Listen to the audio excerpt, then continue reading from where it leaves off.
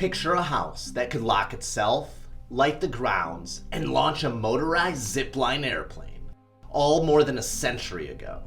No Wi-Fi, no Alexa, just pure 1920s engineering. I'm Chris from History Loves Company, and today we're exploring the wildest smart home that you've never heard of, the W.J. Moore House in Caro, Michigan. Before we even step inside, you'll see a 250,000-gallon pool, hidden mechanical rooms, and inventions that feel like time travel. Which invention would you bring back first? The motorized zipline or the automatic doors? Comment below, and if you love historic tech, hit like and subscribe so that you don't miss the surprises ahead. Let's start where the magic begins. Outside, at a backyard resort that once made this place the talk of Michigan. Before we ever set foot inside, the backyard of the W.J. Moore House grabs you by the imagination. What started as a quiet pond became a private resort that could rival any modern water park, all built over 100 years ago. This massive basin once held 250,000 gallons of water. Moore engineered it himself, turning natural spring runoff into a swimming paradise. Picture the 1920s, music playing, guests diving from the stone bridge, and a motorized zipline airplane soaring overhead. No power tools, no CAD software, just turn-of-the-century ingenuity. The bridge wasn't just a walkway. Pipes hidden inside shot water like a cannon, and a built-in slide funneled swimmers straight into the deep end. A 3-stage filtration bay kept the water crystal clear long before municipal pool systems were common. See those anchor points up there? They held the two-way zipline. Riders clipped in up there, tapped a foot pedal, and flew across the water and back again. Would you try it? Comment down below. Zipline or water cannon? Which would you bring back first? At night, tall fencing wrapped the pool, while electrified birdhouse lanterns lit the scene for late tennis matches and garden parties. Grapevines still twist through the old pergola, survivors from WJ's original plantings. And check out the rock garden. Each boulder came from one of Michigan's 83 counties. Moore hauled them here as a personal tribute to his home state, turning a simple seating area into a living geology exhibit. Today, the frogs own the pool and the lights are long gone, but the bones of a 1920s amusement park remain. If you're already hooked, hit like so more history lovers can find this video, and stay tuned. We've only just scratched the surface. Behind the pool stands what looks like a simple carriage house, but this was the engine room of the entire estate, a place where fun, function, and cutting-edge tech all came together. This building wasn't just for storing cars and tools. It's part workshop, part community hall, and part mechanical marvel. Let's step inside. Here, Moore and his crew built oak telephone cabinets for his patented transmitter and serviced the trucks that ran his growing phone network. But tucked behind the workbenches is an innovation decades ahead of its time. Check this out. Pressure plates embedded in the driveway once triggered these heavy garage doors to open automatically as a car rolled up. An automatic garage door, in the 1920s at that. If that blows your mind, tap like and tell me which invention you'd want in your own home.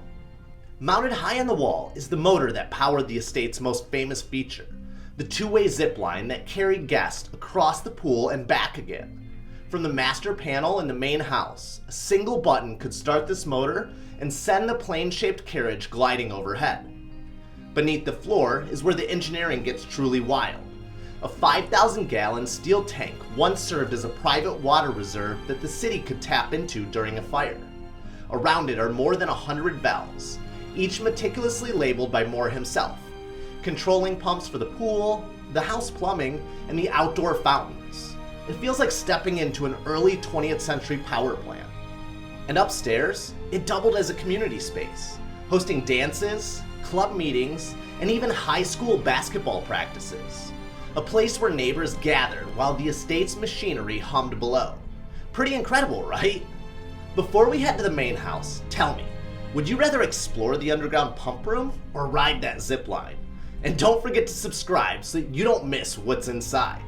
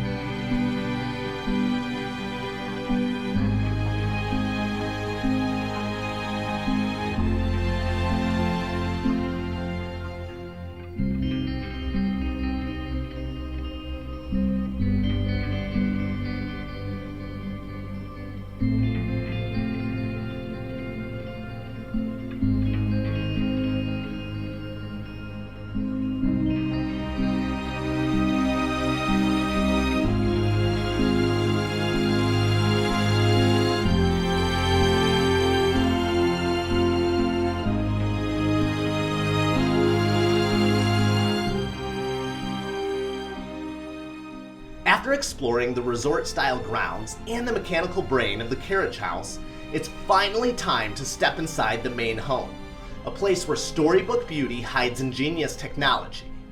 From the moment you reach the entryway, you know this isn't an ordinary Tudor revival. The roofline sweeps in dramatic curves, and those rolled shingles were hand-cut to mimic thatch. But every fairy tale detail conceals purposeful engineering. Graceful eaves disguise copper gutters cleverly tucked beneath the shingles.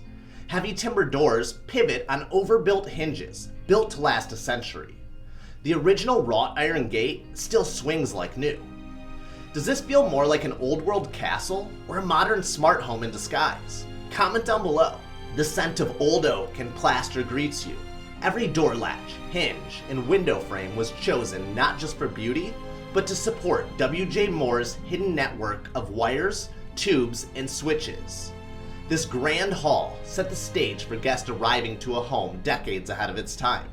Secret conduits feed a network of telephones, speakers, and control systems that we'll uncover in the next chapter. If you're impressed already, tap like and tell me which exterior feature blew your mind. The hidden gutters, the hand-cut shingles, or that massive gate. This is where W.J. Moore turned a beautiful Tudor house into a machine. Welcome to the Command Center, a 1920s master control panel that could rival some modern smart home systems. Behind this glass are 28 buttons and indicator lights, each wired to a specific function. One press could lock every door, another lit the grounds, and another started the zipline motor. These aren't just on-off switches, more built-in timers. One tap opened the doors for 3 seconds, 2 taps for 10, and 3 made the doors shudder, a built-in scare tactic for unexpected visitors. Tiny bulbs embedded in the living room fireplace served as status indicators. If a gate opened, a pump ran, or the carriage house doors moved, a discreet glow told you exactly what was happening. Remember, this was the early 1930s. Most rural homes didn't have a single telephone. Moore installed 23 telephones on 17 lines and a central radio distribution system, so music and news could reach every single room in the home. All of it was powered by a hidden web of wires and relays that are still running through these walls today. No Wi-Fi, no microchips, just brilliant engineering and a mind that refused to accept limits. If you're fascinated by this century-old smart tech, hit like and comment which feature you'd revive first. This control panel set the tone for everything else. A home where art and innovation worked hand in hand, turning daily life into an interactive experience. From the outside, the W.J. Moore house looks like a romantic Tudor. Inside, it's a masterpiece of craftsmanship and a hidden laboratory of early 20th century tech. Quarter sawn oak trim, built-in bookcases, and a fireplace that doubles as a status dashboard. Those bulbs in the stonework lit up to signal everything from an open gate to a running pump. Guests gathered here while W.J. monitored the estate with a glance. Beneath our feet, radiators deliver heat through a hidden network of pipes. Even the firewood elevator, a mini lift, brought logs up from the basement to keep the room cozy. In the dining room, elegance hides innovation. Hand-painted murals remain vibrant after more than a century, and discreet jacks allowed diners to plug in a telephone or a speaker. When most rural homes lacked a single phone, this room could host a dinner call or stream music from the central radio. Imagine entertaining here in the 1930s. Soft jazz playing through hidden speakers, the host taking a call right at the table.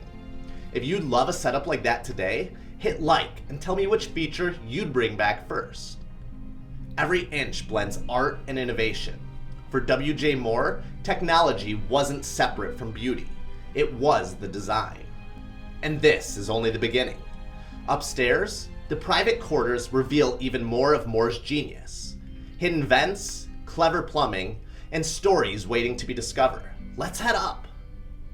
Upstairs, Moore's inventiveness meets everyday living. These private spaces were as forward-thinking as the public rooms, and they're packed with surprises. When the family reclaimed the house, maroon carpet hid the original oak floors, even in the leaking bathrooms. Pulling it up revealed gleaming wood, a perfect metaphor for the innovations ahead. This is W.J. Moore's bedroom, See that vent? It's part of a wind vane exhaust system that rotates with the breeze, an early form of odor control and ventilation. The famous blue bathroom captures 1920s luxury, multi-head shower, laundry chute, and a phone jack beside the tub so more could take calls while soaking. Every bedroom originally had its own sink and medicine cabinet, making the house feel both modern and indulgent. From here, you can see the pool and rock garden, a reminder that this was never just a private retreat, but a playground of ideas. If you've made it this far, hit like and comment your favorite upstairs feature. Is it the wind vane vent, the multi-head shower, or that sword that used to be hidden in the staircase banister? The attic still holds live knob and tube wiring, and heavy braces that once supported the massive two-way zip line. Even unused, the ingenuity speaks loud and clear. To understand this house, you need to know the place that made it possible. Welcome to Caro, Michigan, right in the heart of the state's thumb region. Founded in 1854, Caro thrived on agriculture, timber, and small industry. By the early 1900s, railroads linked it to Detroit and to Saginaw, and the sugar beet boom kept the town buzzing. This industrious energy shaped W.J. Moore's world. He built one of the region's first independent telephone networks here, wiring entire counties when many homes still lacked electricity. Caro still carries that spirit. Stately brick buildings and lively local shops hint at the creativity that inspired Moore's inventions. The town's mix of grit and curiosity made it the perfect backdrop for a home that merged whimsy with technology. Caro embraced experimentation, and Moore gave it a masterpiece. When you stand here today, you can feel the same curiosity that drove W.J. Moore to transform his home into a living laboratory. If you're enjoying this journey, tap like, share this video with a history fan, and tell me if you've visited a small town with this much character. We've explored the property, but none of it exists without one man's imagination. Meet William James Moore. Born in 1872, Moore patented a groundbreaking telephone transmitter at 25 years old, letting independent operators bypass Bell's monopoly. That success funded his own phone networks across Michigan's thumb. But Moore wasn't just an engineer. He imported rare plants, collected cars when automobiles were novelties, and filled his home with clever systems. Automatic doors, whole house radio, a two-way zip line, even early air conditioning. For him, technology and beauty were inseparable. Imagine the ambition it took to dream up a house where one button could lock the property or start a zipline airplane, all before 1930. He even collected a boulder from each of Michigan's 83 counties to build that rock garden. Moore's influence reached far beyond Caro. One of his prized automobiles, a 1914 Cadillac, now resides in a Dutch museum. Every hidden wire and secret panel in this home is a conversation with a restless inventor who believed imagination could transform daily life. If you're inspired by Moore's genius, hit like, share this video with someone who loves innovation, and comment which of his inventions you'd revive first. A century of Michigan winters and hot summers have taken their toll on this incredible property. So what happens next?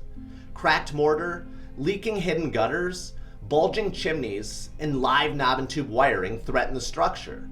The once grand pool rests silent under lily pads. Restoring it isn't just a paint job, it's an engineering project of a massive scale. But the bones are solid, the master control panel still works, the doors still swing on hand-forged hinges, and the secret valves and pumps are waiting to run again. Imagine this place as a living museum. Visitors pressing the original buttons to lock doors, light gardens, or fire up that zip line. Students could trace the beginnings of smart home technology all in real time. This isn't just preservation, it's an opportunity to inspire, but it needs a steward with vision, historic sensitivity, and, let's be honest, deep pockets. The reward? Caro gains a landmark. Historians gain a living lab, and future generations see how imagination can shape the way we live. This house is more than architecture. It's a century-old blueprint for the smart homes that we dream about today. But this masterpiece needs a future. Its copper gutters, hidden valves, and ingenious systems deserve to run again, not fade away. Imagine this place as a living museum where you can press a button and watch the 1920s come alive. If that vision excites you, like this video so more people discover the story. Comment your favorite W.J. Moore invention or how you'd bring it back to life. Subscribe and ring the bell so that you never miss our next deep dive into America's most fascinating historic homes. And if you want to help bring the W.J. Moore house back to life, visit thewjmoore.com. The past only lives if we keep telling its stories. Together, we can make sure the W.J. Moore house isn't just remembered, but experienced. Buttons, bells, zip lines, and all. I'm Chris with History Loves Company. Thanks for watching, and I'll see you guys on the next adventure. Peace!